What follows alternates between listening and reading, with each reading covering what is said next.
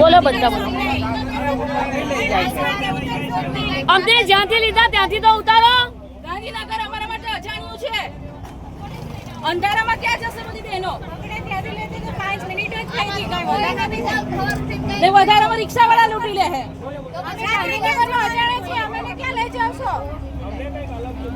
અમને જ્યાંથી લીધા ત્યાં છોડો. અમને બસ સ્ટેન્ડ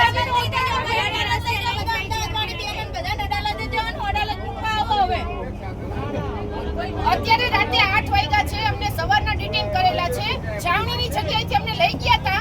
હજી સુધી અમને છાવણી ઉપર ઉતારવાનું કીધું. અમારી જોડે લેડીઝ છે, બધી બહેનો છે.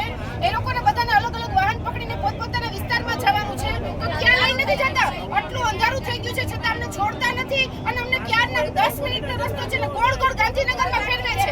અમને રસ્તો જોયો નથી. સાવ અજાણ્યા છીએ, બધા બહારથી આવ્યા છીએ. અને આટલી લેડીઝને હેરાન કરે છે. ગાંધીનગર પોલીસ સપોર્ટ નથી કરતી. ઉલટાની આ સ્ત્રી કર્મચારીને હેરાન કરે છે. આટલી રાત થઈ ગઈ, અંધારું થઈ ગયું છતાં અમને અમારી જગ્યાએ ઉતારતી નથી. છાવણીની જગ્યાએ ઉતારવાના બદલે આખા ગાંધીનગરમાં ફેરવે છે. મેં ક્યારના કહી છે કે અમને છાવણીની જગ્યાએ ઉતારો. હજી ઉતારતી નથી ગાંધીનગર પોલીસ.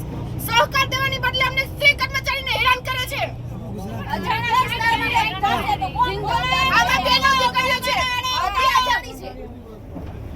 આમાં બેનો દીકરીઓ ક્યાંની છે?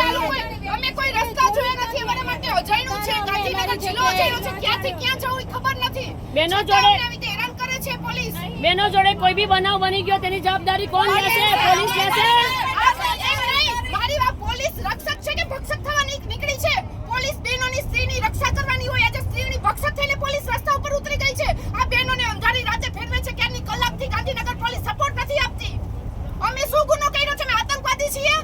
અમે સરકારના કર્મચારી છીએ. અમારો હક માંગવા નીકળ્યા છીએ. આવી રીતે સ્ત્રીઓને હેરાન કરે છે, સ્ત્રી કર્મચારીને. અમારા માટે ગાંધીનગર જિલ્લો સાવ જાણ્યો છે. અત્યારે અંધારું થઈ ગયું છે. ચોર અમને ગમે ત્યાં ઉતારી નાખશે. બેનની માથે કઈ પણ થયું તેની જવાબદારી ગાંધીનગર પોલીસની છે કે સરકારની છે? કરો વિડિયો વાયરલ, કરો વિડિયો વાયરલ.